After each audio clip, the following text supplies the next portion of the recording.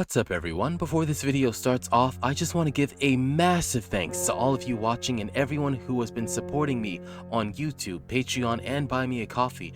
Thanks to you guys' support, not only have we managed to reach the 1,000 subscriber mark, something less than 25% of all channels on YouTube have literally ever reached. We have also managed to raise over $3,000 on Patreon and Buy Me a Coffee, which has helped tremendously with the development of Kaiju Chronicles. Not only am I closer than ever to getting this game into its first patch note for you guys, but I've managed to develop a new art style over the last 4 months that is more realistic and more detailed than ever before, so that every cutscene and every scene you guys unlock in the game is a lot more satisfying and a lot more worth the time of investment you guys have put behind supporting me in this project. Again, I cannot thank you guys enough, and I cannot articulate it enough. I have gone over doing this introduction maybe about 50 times because I just couldn't believe that we made it this far already. Most indie developers don't make it this far. Most of them wind up not being able to make it this far, and I just cannot express from the bottom of my heart enough thank you. So this video will be going over what Kaiju Chronicles is. For those of you who do not have time to watch, TLDR, it is a game where instead of playing as a human doing a monster catching simulator like Pokemon, you play as the monster. Depending on the level, it might be a different monster, and what you do is you go around eating other monsters or getting eaten if you're into that. I don't judge. And essentially you can use their powers. It's still in development and the first patch note is not out, but we are closer than ever before, so I will be keeping you guys updated, a lot more updated than over the last few months. I am sorry, very sorry about how silent I've been, because I didn't have enough time or energy from my jobs to update you guys, with student loans being on my neck. But there's only one loan left. It should be paid off by August, and thanks to you guys, I will never have to deal with that holding me back from developing this project for you ever again. So as always, feel free to like, comment, and subscribe. There is a poll on Patreon currently for the gameplay loop. Anything you guys want that would get you guys to continue playing, and don't say loot boxes because I will probably ban you. Anything you guys want to see in the game as part of a gameplay loop, feel free to recommend it. It can be whatever you want. I will consider it. As always, I hope you enjoy.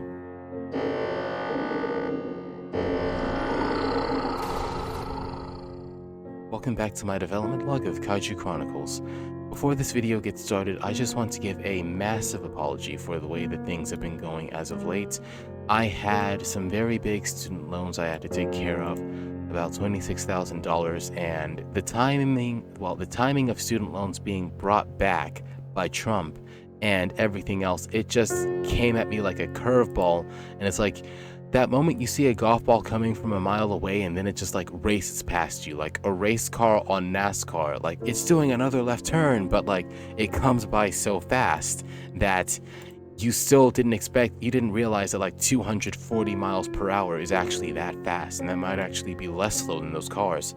But anyway, I've essentially paid off most of my loans. I have one left, which means that I can now lighten my work schedule, and this is some very good news, because the reason why game development has been so slow is that I've had to work on my loans so hard, I haven't had time to figure out how to do most of the things relevant to Godot or game development until right about now.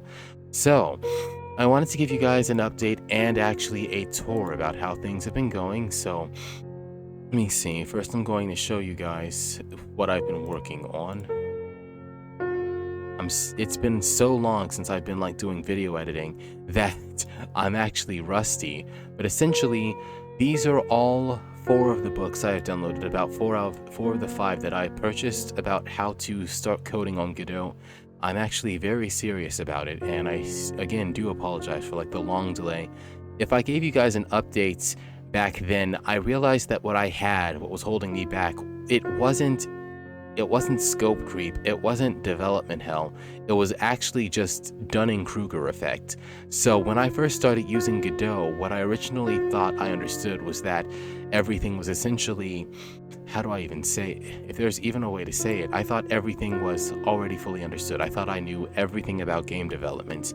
But The more and more I delved into Godot and like the game engine and what it was capable of, the more I realized that I had no clue what some things such as statements, comments, variables, arrays, constants, operators, conditional statements, match statements, loops, classes, or even constructors were. I had essentially no clue what any of these things were, and what I was doing is I was hopping very desperately from YouTube tutorial to YouTube tutorial, trying to figure out how to do all these things. And at the same time, I was actually trying to update my art style, because at the current moment back then, I realized that my art style was incredibly, well, you can just look at it, but it was incredibly hopscotchy, if that's a term for it. Like, these dots, I just kind of just like colored over them and put a few stamps over here in Krita. So what I had to do is I had to figure out how to code, but I also had to figure out how to improve my art style for the game as well, because the main reward in like the game loop for playing the game is the art. So I wanted to show you guys real quick how my art style has improved, because back then, like 4 or 5, 6 months ago, my art style, it looked like this, and well, unless I'm literally drawing something like, I don't know, like a slime enemy or something like latex for some reason, or maybe a transfer because of like that game changed, unless I'm drawing something that's really smooth and glossy, this art style, it actually was holding me back tremendously. And I would spend so much time focusing on like trying to get the reflections right that sometimes the art style would actually become too big for the characters. Like, the lighting became so big. Essentially, this piece that you're looking at right now, it has no shading to it whatsoever. It just starts off dark and it just keeps on getting brighter and brighter. So what I had to do is I had to take a step back, because sometimes like I had these ideas and I didn't know how to flesh them out, like this one. And if you know, you know, because that was put on Patreon. But as you can see, like, my art style was actually holding me back from being able to draw characters in proper ways. So I had to just like learn how to start deconstructing it, figuring out, okay, what am I doing? What am I doing wrong? And I had to do something really controversial for me as an artist that I wasn't used to. Essentially, I had to go to AI, and what I had to do is I had to figure out, how do I draw all of these characters without messing anything up? How do I essentially redraw these characters in a new art style? Because I didn't want to admit it at the time, but AI was essentially designed to completely like replace us artists, especially like the furry artists and whatnot. But you know, you can't really say that too loud, because then they'll hear you and they'll be encouraged because they find out that you're actually discouraged and whatnot. I've been suffering from a huge art block in doing AI. So essentially, my new art style, I'm just going to show you guys this real quick, because I plan to add this to each game cutscene. It's to essentially add actual like fur and whatnot, actual quality to it. But essentially, I go over it with the soft brush, like so. And then essentially I would just start shading details in over that. And I've discovered that doing this for both the background and the foreground, just doing like a rough draft of what I want to add, I thought it was a waste of time at first, and I never did it. But now that I'm actually like getting into it, that already looks so much better than what it started out as. And if I did like the whole picture over it, with it, it would actually look a lot better than it does now. I wouldn't have to rely on like light half as much as I've been doing. And I do still like want to apologize to you guys, because this is the crux of what was holding me back from getting more invested in Godot. Like, you see that even now I can't add like the lighting to it. So I had to learn how to accept the dark side of doing art, which is the shading and whatnot, in order to make it like more detailed. Because right now it might not seem like a big deal, but it would result in a lot of the art scenes that I'm drawing looking pretty washed out. Like, you wouldn't be able to look at it. Like, I took a break from art because I wasn't able to draw it for a while, and when I come back to it, it's like, oh wow, this is how my art actually looks. Like, I couldn't figure out like why my art didn't look so good, like why so few people at some points like my art. Like, I was told at times that like by some people that it didn't jive with them, and like what I had to do is I had to figure out, how do I fix that? So this is how far this new art style has gotten. So I just want to like go over like one layer of this essentially. What you're seeing right now is how this art style looks like. I had to zoom in really closely and I had to just like go over it and start going over the details individually in order to make sure that everything properly mixes. So I've learned how to be better at hatching, but I've also learned how to like soften the details of the background and whatnot so that they're not necessarily having as much of a hard time being visible. Because this is what it looked like before, and I just had to like figure out how to add everything onto there. Just like nailing down the base image and then figuring out, okay, how do I add the special effects, the details? How do I make this look even more realistic after I've like gone through it with the blur tool and whatnot? Just like, it was really odd starting off doing it because I wasn't used to it, but I had to start off like hatching trees and whatnot like this and just like figuring out, okay, now how do I erase this so that it looks realistic, like it's actually there? So that's what I've been doing, and so far this is how everything has turned out so far. I've even figured out how to draw noodles and chopsticks and whatnot. So essentially what I've been doing over time is I've been freeing up my art style so that I can draw more characters even better. And the reason for this is because when I was starting out, because it's sprite art and there are only so many different ways you can draw a sprite character, essentially my sprite art was suffering from the same issues as when I was starting out. So if I can go back to it, this, like, I was trying to find ways to put light in places light should not be in, like right down here. Like I can literally just go over this, change the alpha, put the darkness down to about 50%, and if I just go over this, just in this area, that almost instantly looks better than what it was before, even though it's like turning that layer completely black. And essentially I had to just like teach myself for about 4 to 5 months that this is the new way I had to draw art. So I do apologize for that, but it was necessitated. The thing is that AI art, it has been being used to essentially take every kind of opportunity. This was all the way back in like 2024 when I was first starting this art style, like in April. So back then when AI first showed up, I was like, okay, I need an idea of how to do this, but I don't know how to do it. Well, this is how far I've gotten now in making my stuff look a lot more realistic and whatnot. So it turns out that there are a bunch of brushes and Krita and whatnot that I can use in order to make everything stand out multiple times more and like make it look a lot more realistic. Do I still have it under my favorites? I think I do. Yeah, right here. So what I've learned is that essentially if I go over a piece of art like this and I just essentially hatch over it,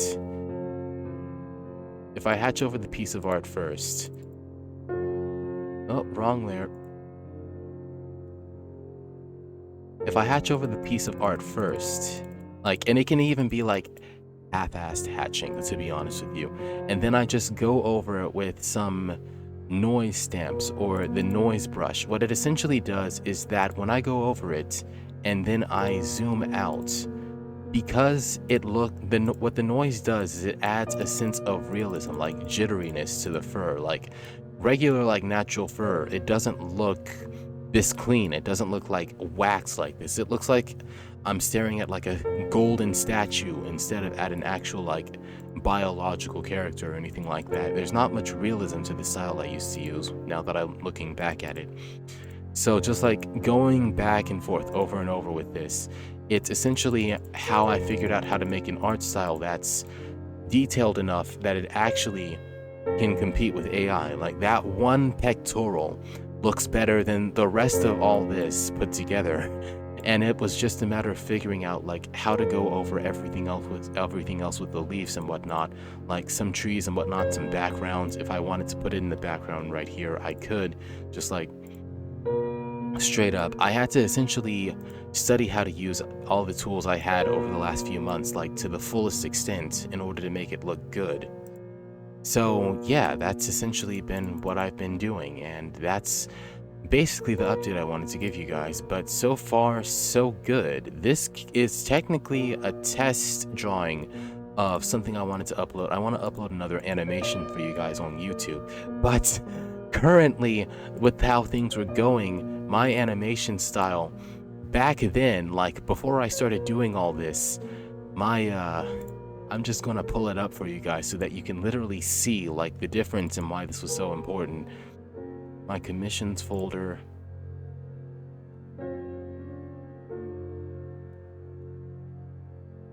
Here it is, right here. So this is how the character used to look. Pretty generic art style. Essentially, when I draw a character that's like even the slightest bit overweight, I just automatically default to giving them the fattest belly, like making them as chunky as possible. And since I'm making a video game based around eating characters, possibly absorbing their powers as stat upgrades and whatnot, it's kind of important to have that nailed down. But what I didn't have nailed down is how the characters look before they do that. So this is currently, the full image is currently up on my Patreon. You can check it out down below in the link down below. But I just wanted to like show you guys, like, the reason why I didn't give an update is because I did something controversial. I'm gonna be honest. I studied AI instead of studying other artists and how they do everything. Because what I view AI as is as a tool for us artists to use. So essentially, since AI compiles so many images together, what I decided is that, okay, the AI, naturally, the people who are compiling the AI, they have an artistic taste, though they're not artists. So if I essentially if I look at what they're trying to mimic with the AI, I can see what kind of weaknesses the AI has. Essentially, I can see what kind of elements they didn't try to add through the AI, and I can figure out like, how can I add that to my art in order to beat them? Because those AI bros, to all of you normal people who don't draw art, those AI bros, they're kind of obnoxious, but to me, those guys are a flat out nightmare. They straight up tried to like mess up my entire career. If I didn't do this, if I didn't like do a massive detour of how to draw all this art, I would essentially have been, my career would have been completely destroyed. Those guys, they steal art from every corner of the internet. It's very hard to find a website that they don't steal art on. Like, if you go to Pinterest nowadays, they steal art on there too. There's essentially no website that you can go to almost without like doing it. And fortunately, a website like Fur Affinity actually is really protective about their artists, because it's literally like what their whole website's about. But like, you can't trust DeviantArt. You can't trust like other websites like Ink Bunny or some parts. And I don't even know about like what Weasel is doing in other parts of them, but like essentially these pictures, the full version of them is currently on Patreon. I plan to have them fully uploaded later on this month. But in the meantime, I will be practicing my art style while I am also practicing game development. So there are multiple facets to what I'm doing currently, and I just wanted to show you guys after this long silence like what I've been doing. So currently I've realized also that my 3D project, I'm in the process of figuring out how to use a Sprite 3D, because there are no game tutorials whatsoever on how to do it for like Godot version 4.3. I hate to ask this to you guys, but I'm still new to game development, so if you guys know how to like make a 3D sprite playable in a 3D game area, or like where the sprite can turn left and right upon a key press, I would really appreciate that, because that's been holding me back for months and I didn't have time to study it because I've had to pay off all my student loans, and that's finally almost done. Thank God, because it was insane. Like, if I was posting a video back during that time, I would sound like I had gotten hit by a truck because my work hours were off the charts. Anyway, I'm just glad that's over with now, because I am back, and now with these 4 books, I can finally get back and catch up to where I left off. So, I want to show you guys the software that I'm using for this currently. I think I already showed you guys this. TRENCHBROOM. Essentially, this is the starting level of the game, like at the base floor. I'm still getting used to the textures and whatnot, but I've started studying it. It's only usable for Godot version 4.3 so far. I think I had a link, posted a tutorial to it. I might actually go to it online just to show you guys. essentially, let's see if I can find it. Godot's TRENCHBROOM. It's essentially impossible to figure out how to make it work with the new versions because it was calibrated for the old version. They might release a new version or something in the future, but let's see. It's a really good way to rapidly figure out how to like create levels and whatnot.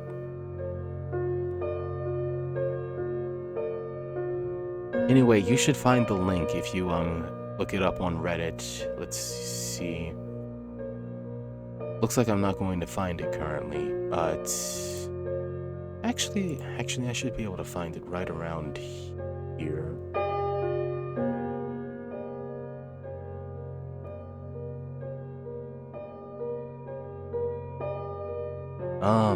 It's looking like I'm actually stuck doing this for a bit.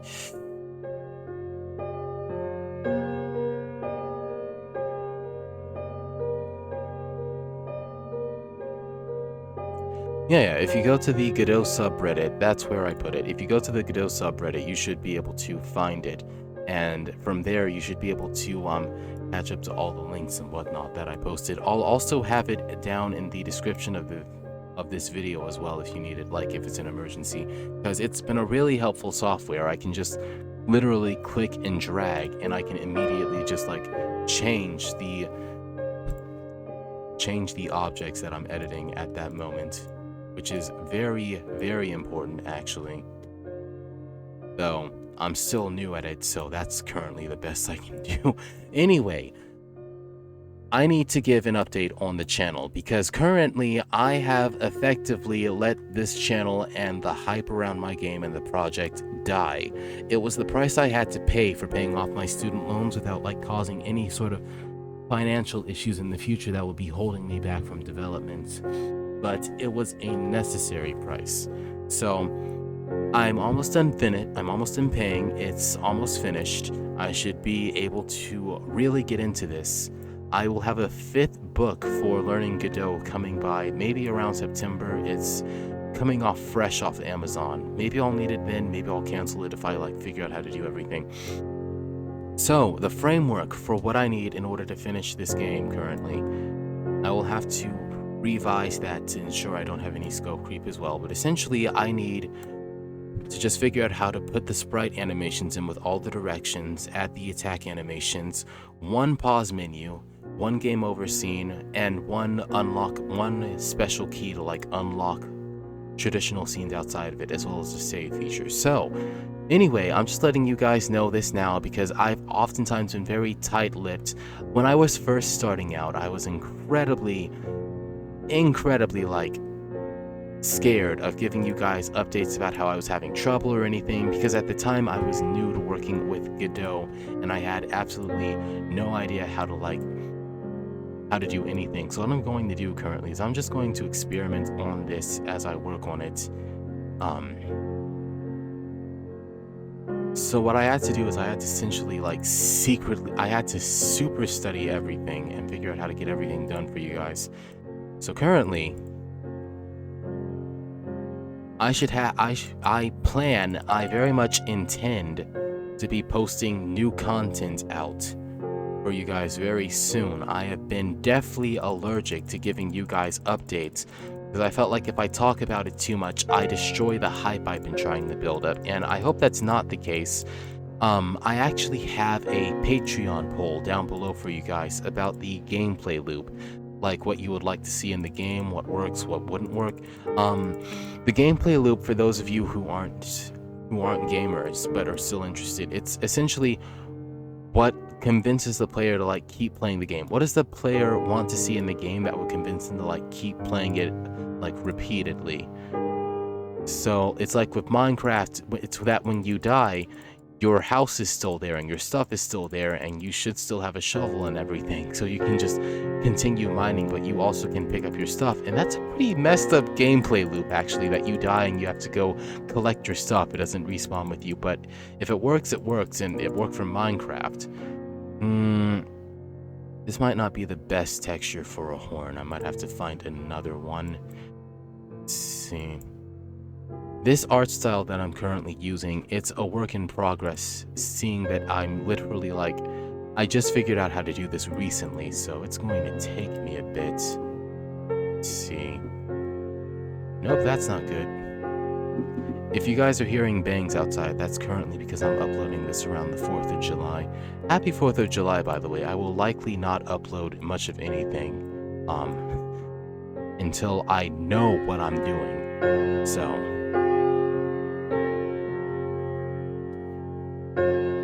is that any good down this low? For the rest of this video, I'm just going to be like rambling and whatnot, letting you guys know essentially like what I've been doing. Because what I've been doing is that I've basically been focusing on everything other than this game. And what I need to do is I need to like let you guys know what's going through my head so that you guys know what to expect.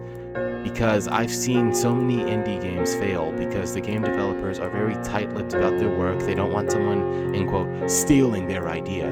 I've been looking over the Godot Reddit, the Godot subreddit, and what I've ascertained is that there is no one on that platform who would be stealing my idea, so I don't really have to worry about that like other content creators may have had to. And part of the reason why is because like doing all of this, the art, the development, everything, like figuring out the textures and whatnot, I've seen a lot of game developers.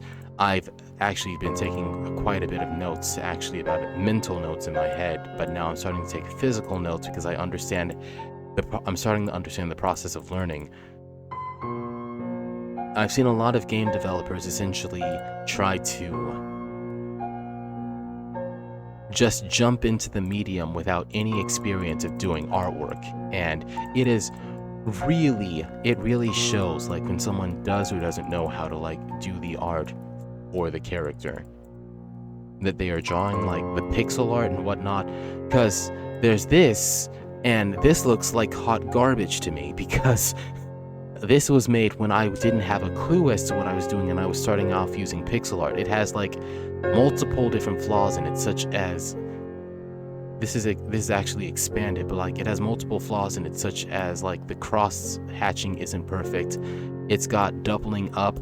It's got blurry lines, which if you add in some software, it's actually going to mess it up. What I did in order to solve this is I studied it. I'm still new to like sprite development, but I've downloaded a software called Smack Studio, and Smack Studio is phenomenal. Actually, Smack Studio is so good that it's actually intimidating, like how good it is. It essentially wiped out the entire need to even use, like, I'm just going to show you guys what Smack Studio is even capable of real quick. It's actually very much insane. Wonder if I've got my desktop audio playing so far. Nope, I do not. Okay, I'm going to turn that on and show you guys now. Let's see.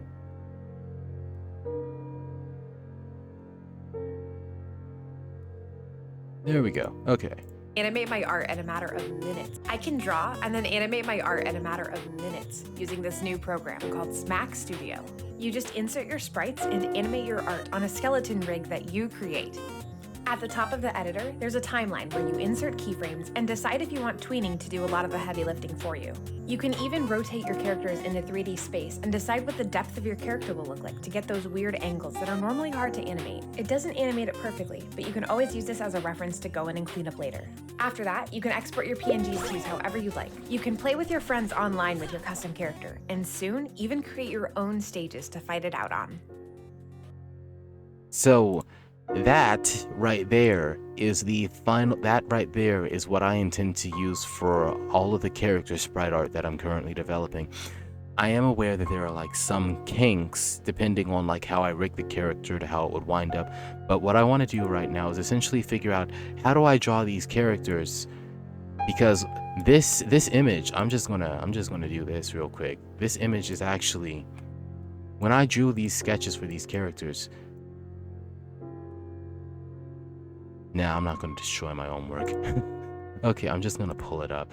When I drew the sketches for these characters, I was essentially drawing all of the character bodies together in one, because as an animator I didn't see why I should need to like care about drawing each sprite individually. So what I did is I drew the line work and then I started filling in the characters afterward. But over time what I found is that it's essentially nearly impossible to save time animating characters like that. Let's see, I haven't created any enemies in the enemies folder to actually do that. So like for sprites as simple as these, and these were like when I was first starting out drawing art, yeah, just being able to rotate these without messing them up. I am aware, I believe that Godot, it does have a kind of, it does have a rotation feature, so like you can import a sprite and then rotate it without needing to like edit the sprite itself. But in doing it, it kind of works like this.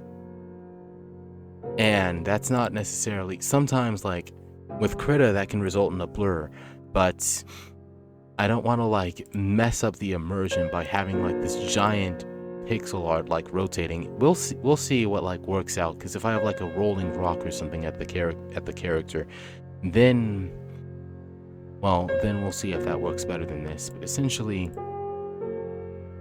I spent many months trying to essentially like figure out how to, I say essentially so much, but I guess that's because I know what I need. I spent many months trying to like crosshatch the lines in the lines for the art and whatnot in order to make it look as good as possible.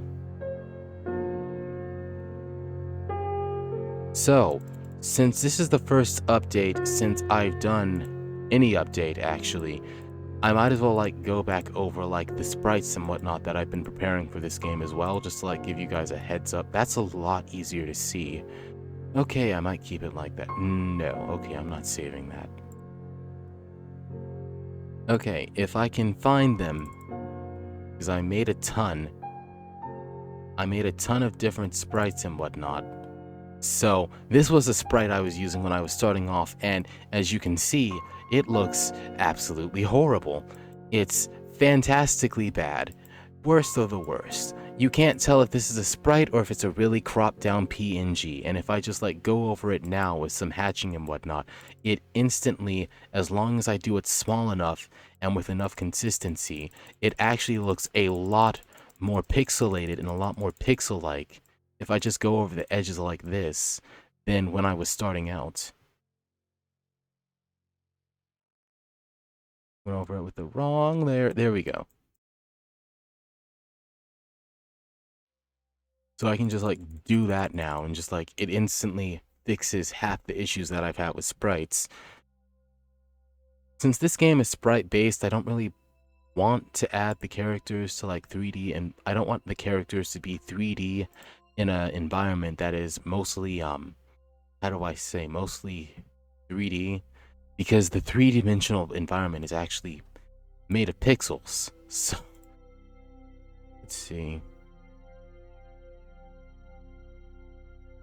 The reason why I'm like doing all this rambling and going back and forth and whatnot is because I'm trying I am essentially getting myself back into the mindset, like as I make this video, of how did I do this? How do I do this? How do I get back into this? What do I do and how do I make it work? This was another one. So now that I've started understanding like TRENCHBROOM and how it works, like I don't have as much of a need for using pixel art as this is before in certain areas, like maybe in a city with like smooth concrete and floating sky walls or something like that. So I'm going to have to like adapt my approach to how I use pixel art now that I don't need it so much. TRENCHBROOM is amazing, and with Smack Studio, it should help. I believe it should help possibly. Let's see. Sheesh, I made so many files, I don't know how to find it.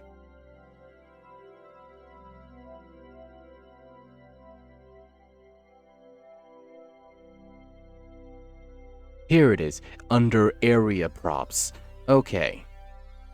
So this This massive file right here is made from RPG Architect. I went over it a few months back, but seeing as how I completely left you guys in the dark and said nothing, it only makes sense for me to re-invite you guys back into how I'm working on this project. So, it's not from RPG Architect, it's from RPG Maker and RPG MZ, I think. Yeah, from RPG MZ and MZ. So, with those two softwares, it's actually copywritten. You are not able to take the sprites from that game and use them in other games, like outside of that engine, which is a very interesting way to keep people from like committing copyright infringement and whatnot with the products. But since I had direct access and purchased the games on Steam, it has allowed me to see like how experts do pixel art. And I have to say, I'm amazed at how far people are able to take pixel art, like all of this. It is amazing what people have been able to do. And if my game looks bad currently, it's because I didn't know how to draw pixel art when I was starting out. But hopefully as time goes on, I should be able to get it down. Let's see. Because there's that. And then there's this. And if you can't tell already, this is a very massive file about... I don't even remember how many pixels high this is. It's about 1200 by about 6000 pixels. So, these are the sprites that I was able to produce from studying RPG Maker, RPG MZ. This is a reference from it about like how a character looks. So there's how this character looks, and I just want to show you guys this to how my character looks. And yes, my character might have more detail, but shading is something I struggle to understand. This is also a PNG character, so like I can just literally go over this and erase it if I need to. But the appeal is that I shouldn't need to do that. So once I get my hands back down in sprite animation, it should be a lot easier to get done. Currently as I'm developing this project, I think I hinted at it earlier, I was considering the possibility that one day, this is an NPC, I was considering the possibility that one day I might add another side project. Because what I'm finding is that as I continue developing like this game for Godot, the Godot engine, and you guys, that I'm running out of like ways to present the content at the speed I'm doing it. This seems to be an old file. This isn't the newest file I have. I want to show you guys like the new file and like how far everything has come. Let's see, what is this called? It's called the backup. Was this it? No, it was not. Okay.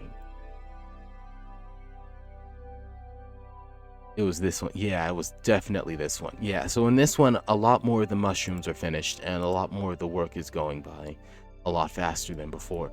So essentially, this is where the sprite art is currently. And yeah, these sprites are a lot more finished and a lot more well edited than what I was doing before. I even like went in and I added bases to the flowers and then like rearranged the flowers as well, added a couple more, made sure that they're not like copyright infringement or anything. Essentially, these things I plan to add them as props. Currently, to reiterate, because I haven't talked to you guys in a while, I was currently planning on having multiple environments in the game. The YouTube algorithm probably isn't going to be very kind to this video because I haven't been posting. Essentially, it goes meadows. Let me just find the tool for this. I'm gonna put that on red. I'm gonna go right here, here, here, then background here. Is this the background? Yeah. Okay, so currently it would go, the current biomes I have in plan and store. Oh my gosh.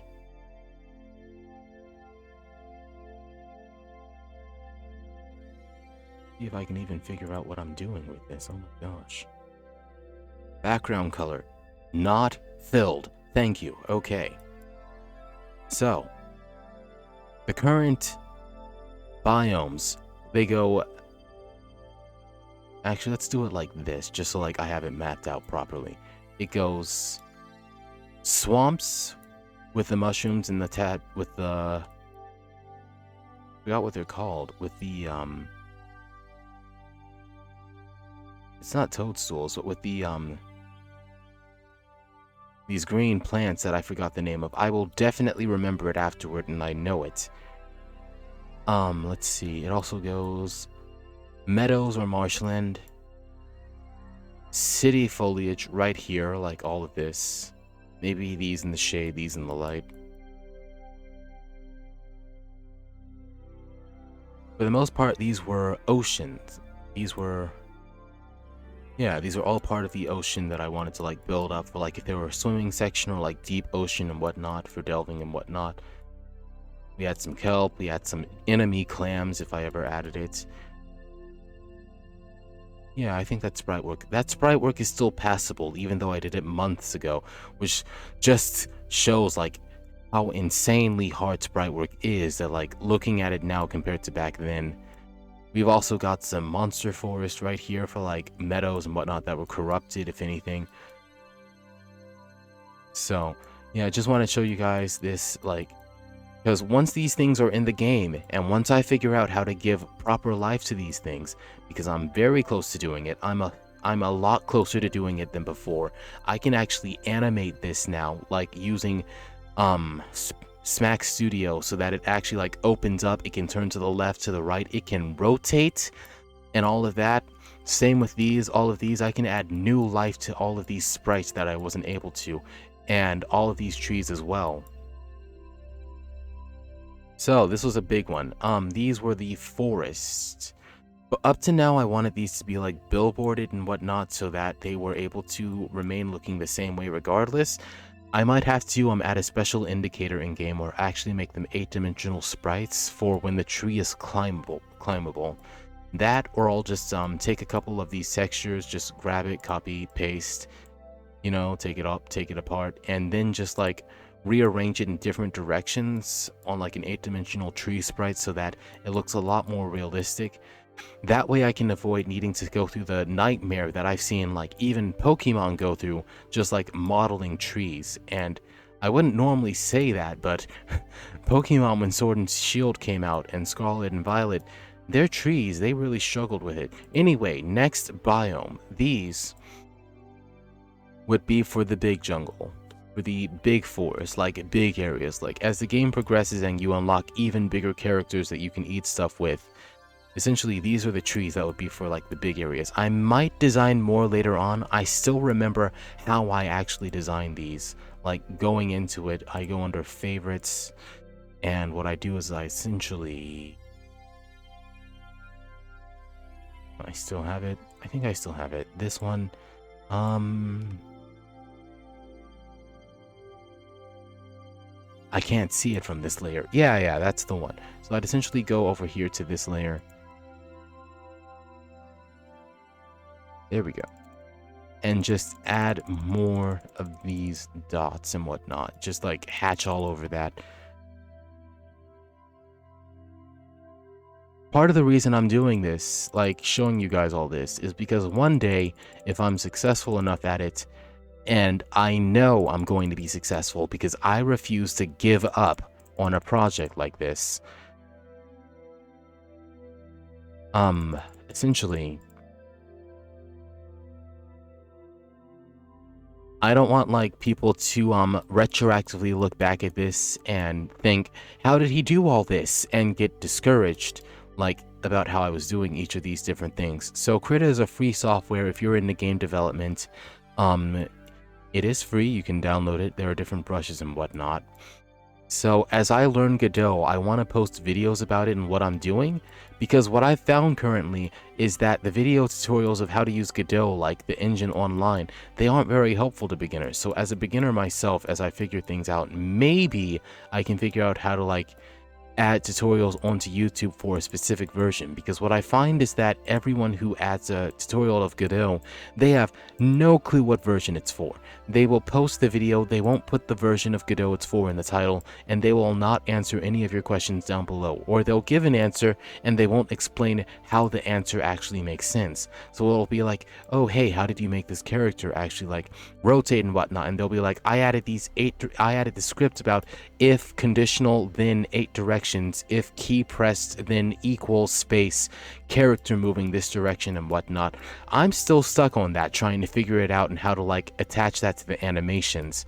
So that's where I'm at currently, and once I have that figured out, the enemies, the characters, the health, the attack animations, the menus, the saving, the animation, I have everything down. It's just that one thing, and then I am finished, and I can continue game development without like being stuck where I've been for the last 5 months. And it's a real shame because I've been looking all over the internet about it, but I'm a horrible learner when it comes to like reading stuff. I'm more of a hands-on kind of guy, where I like have to see someone literally do it in order to do it. Like, but I should be done with that in maybe about, if I'm serious about it, 2 days, almost at 2 months. I'm used to my old work schedule. That work schedule is gone. I've burned through it. Okay. I should hopefully have that done within about 2 work days, which for me might be as long as 2 weeks later from now, given my work schedule and how they keep calling me in. 4th of July is literally tomorrow, so I don't know what they've got planned afterward, but after that, I should have a break, and I should be able to finally get involved with that. So, this is the next biome. I kind of went overboard with this. This is the small trees and whatnot, for like small characters. Do I still have him? I have a really fat, chunky kangaroo character right here. What layer is he on? He's on this layer. Okay. So, this is the large character. Or rather, this is a medium. Yeah, this is the large character in a large forest. And this is essentially how big he is compared to like a 20-foot tree. Let's say that this tree is about 20 feet tall, because up here, this guy, his size compared to the average human, and I had a human drawn just for scope.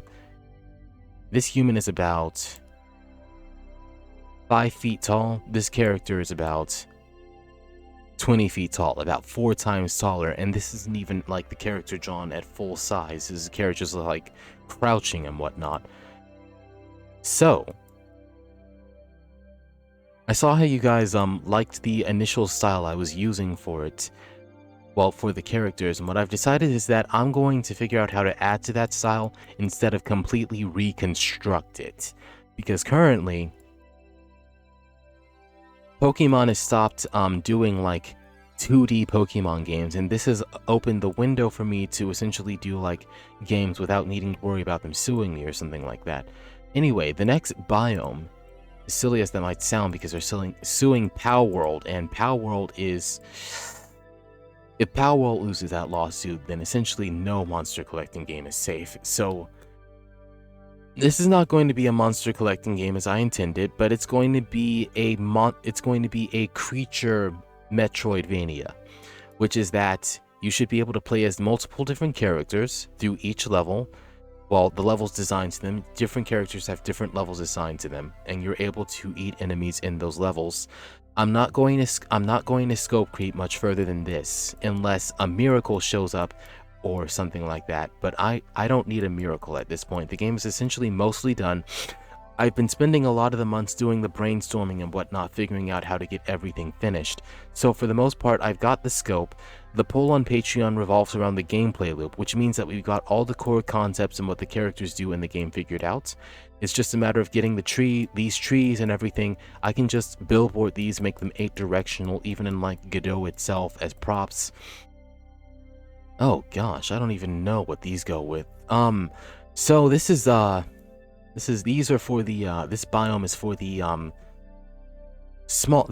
is for the city park. Yeah, let's call it that, the city park area or the small forest. I made so many of these sprites I forgot what I was going to do with them. I just realized that like the thing about RPGs and Metroidvanias and everything I hate is that once you play through the game once, or once you play through a level, and it's a bad trope that a lot of game developers do, and I've been really keen on avoiding it. It's that once you get through a level, the next level looks identical to the one you just got out of. It's just a recolor of assets and sprites. And this is why when I was in college, I went through the trouble of getting a major in art instead of a major in video game coding. So I would have had the game finished by now, but I wouldn't have the art required to make it good if I had essentially done that. But now that I've figured out how to do the art and coding, well, now that I figured out how to do the art, the animation, the textures and whatnot for things like these crystals and these bismuths that I have to figure out how to rotate, I know how to rotate those. I can do that. I can actually rotate those inside of, what was it? Yeah, inside of Smack Studio. I'm perfectly fine with those. Those are fine. Yeah, especially with these. Yeah, so now that I figured out how to like practice all these different styles, like I know exactly how to apply them as an artistic sense to add immersion to the game. Because I don't see many people talk about it. It's since Godot is a new game software, kind of, well, it's new in relatively to Unity, which sucks, and Unreal Engine, which is expensive. I mean, Unreal Engine is free up until you make a certain amount of money, I think. I think it's like $2,000 or so per subscription after you get to a certain point. Essentially, Godot allows me to move with a lot of freedom as a beginning creator, and even though I haven't gotten the game out, I can 100% say that this software, it has been a godsend to my career, because I could not have afforded Unity or Unreal at this moment. Maybe I could have tried like making a game in Blender or something, you know, with like switches and whatnot, since I'm kind of an artist, but I'm not used to 3D art. I don't want to really code the physics to like make a game essentially to make springs and like lock mechanisms that cause this thing to like jump out physically at the player saying, you unlock this, or a dialogue box showed up, or something like that. I know it's possible because I'm literally conceiving it, but to go over the remaining biomes of what I have planned currently, because this game is a lot closer right now to being begun and to being created than it finished, I want to say, but not really, than it started out as. So the development of like the initial assets and everything, those will be finished very soon, as long as I can get the scripting done. For the most part, like all these assets and whatnot, they're technically already finished. They're technically unused so far until I put them in game. Like these, the reason I didn't finish some of these assets is because I don't need this many mushrooms. I just need to learn how to use the ones I already have. If I do need them, they're here for me. I just need to not like do anything. It would be funny if I make the characters able to get high, as like just like a Venus flytrap or a pitcher plant just shoots out like acid trip drug gas or something at the character to like make them like drugged out so that it can try to eat them or something. That would be really out of pocket, but it would also be really funny. So maybe I'll add that or something, just to like say, oh hey, these dangerous plants that I can't stop avoiding, don't get trapped in them. Oh wow. Anyway, so the remaining biomes: small city, city park.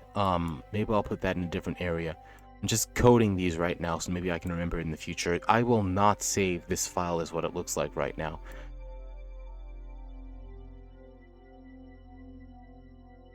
So, city park. These are the crystal biomes, such as areas of, I want to add neon lights, I want to add everything like that, make as many unique environments as possible. Some of these trees, they all start off green, but if I need to, I'll make some of these trees red, so that, like, when they're put in game, essentially each biome and whatnot feels different. Maybe I'll have an area in Japan with, like, white trees like this. This tree is actually a nearly... I don't think I edited this tree a lot. This tree is actually, like, copy and pasted from... I don't even remember, but I'm going to, like, edit this. eventually if I add it to the game. The one above it, I think... Yeah, I think the one above it, yeah, I definitely went over that one. So a lot of these sprites when I was starting out, I copied and pasted some of them from online, and then what I did is I changed the alpha and krita, and I just went over them with like an eraser, and I changed the leaf textures as well as the tree density to ensure that everything properly matched up and whatnot.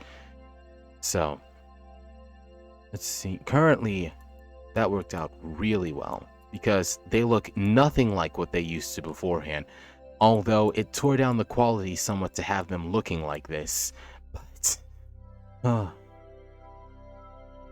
just glad that things turned out the way they did, because oh my gosh, if I sound like I dodged a bullet or a cannon, it's because I literally have.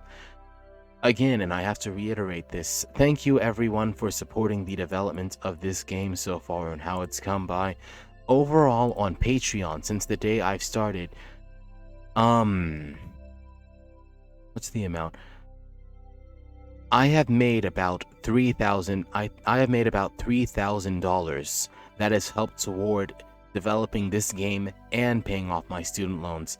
And I just want to give you guys a hearty thank you for that, because now, like, as things get closer than ever, I'm not stuck working on like cutscenes anymore of the characters. I'm much further beyond the concept art of what I was originally designing back then, of like how the characters look and like what goes on with it.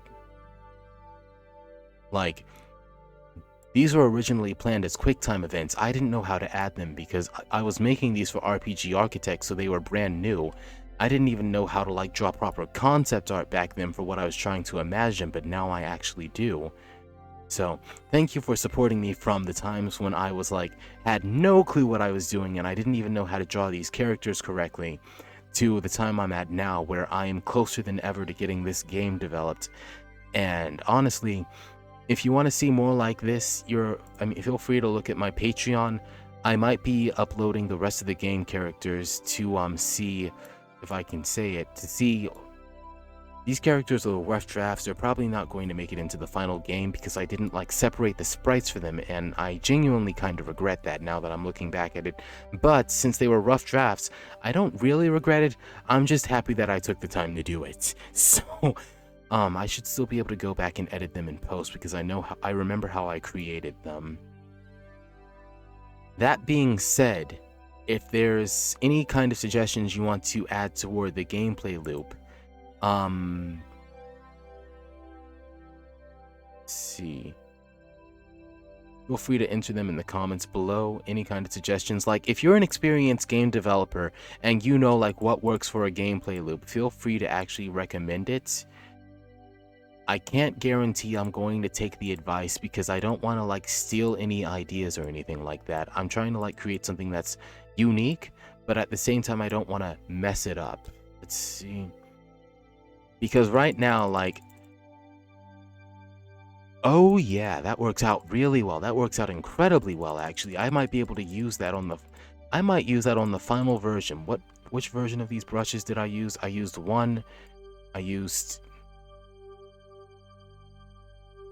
2, 3 or so.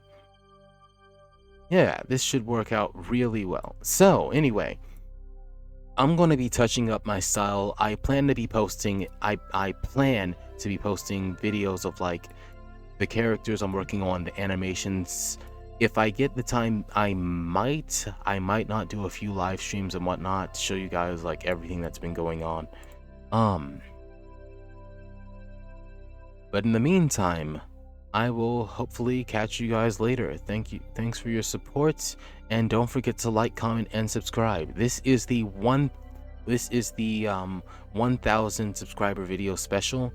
It's not what I wanted it to be, but I am thankful nevertheless for you guys. I kind of wish I knew how to like get the game fully developed. I didn't add lighting to his eyes. I was so focused on everything else with the brushes and whatnot, I didn't add lighting to his eye. That doesn't actually look all that good. I should make it darker. Anyway, I will see you all in the next video.